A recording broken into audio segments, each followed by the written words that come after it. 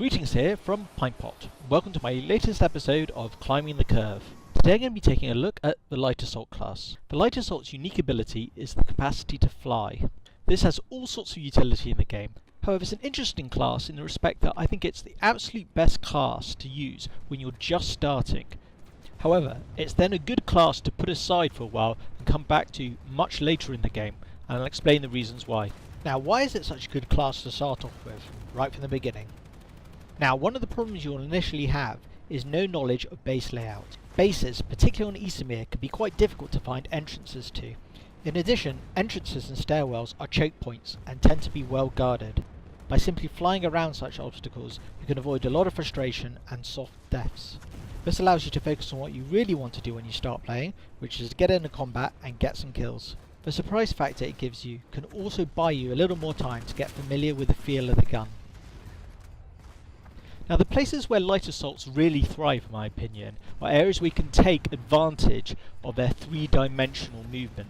In other words, bases or areas which have multiple floors on them where you can attack people from unexpected angles. I'm particularly thinking of tower bases here.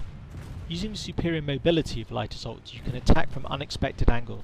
Then simply reposition yourself after the fight so the enemy never really gets a bead where you're attacking from. In a sense, it becomes like a dance around the tower, constantly shooting, moving, finding a new target, and then moving on. If the enemy do work out where you are, it's a question of repositioning yourself and getting a better angle for attack. I personally find this a lot of fun. Which brings me to one of the first big problems I have with the class when you're just starting in the game. To really take advantage of the layout of a base and all the different angles you can attack from requires a pretty decent knowledge of the base in the first hand. By observing other light assaults and from your own exploration of the base, you'll gradually pick up where these best angles are. However, when you're starting, you have no idea what the layouts of the bases are like, where the best nooks and crannies to assault from are. Therefore, it's a class you can make shine a lot more when you have a more in-depth knowledge of base layout, which I'm afraid only comes with experience. Now, the starting primary weapon is the carbine, which is a pretty decent weapon, reasonably flexible, effective range about 10 to 35 meters. Though it can obviously work outside of those ranges, they're not optimal. However, in terms of raw firepower, you're going to find yourself coming off second best against heavy assaults and medic. Now, given the light assault has absolute zero support functionality, when you reduce to a role of just another foot soldier, you really aren't adding much to your side. This, coupled with the fact that if you have a head-on-head confrontation with a heavy assault, you're at a pretty significant disadvantage, means that you really don't want to be using them in open field play. Difficult terrain is where light assaults thrive. Now, an environment where light assaults really do quite well is among hills. Traversing across mountains funnels people into particular paths, so it gives you good opportunities to flank them. However, this brings me to another problem I have with light assault when you're just beginning to play the game.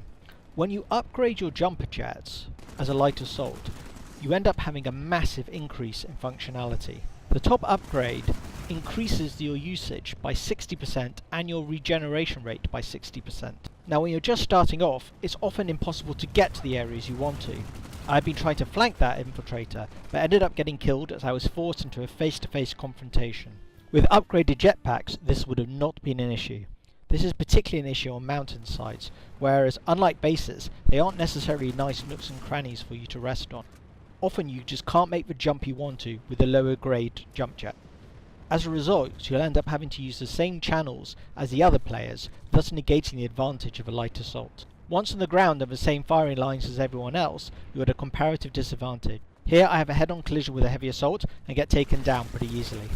Which brings me to my next problem. One of the key abilities of a light assault is to be able to destroy vehicles using C4. It requires 2 bricks of C4 to destroy a vehicle.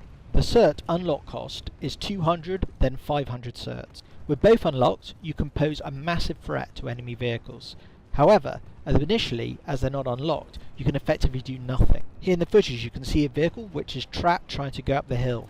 Now, if I were armed with C4, its chance of surviving this would be effectively nil. As it is, I just have to watch, then move on. Given how powerful and crucial this ability to destroy vehicles is to the light assault class, the fact you don't have it straight out of the box is a huge negative for the class. Now, this is not to say that the light assault class isn't a lot of fun. In the right circumstances, I think it is the most enjoyable class to play. However, whilst the heavy assault is pretty much good to go straight out of the box, the light assault requires quite a lot of investment to make it shine. Coupled with the fact that the light assault benefits so much from having a really good knowledge of the layout of each base, it's hard for me to draw any conclusion other than it's a brilliant class to pick up right from the beginning, put down again, and come back to much later in the game. Now in my next episode I'm going to be taking a look at the heavy assault. In a later episode I'm going to take another look at light assaults and what you should be looking to upgrade.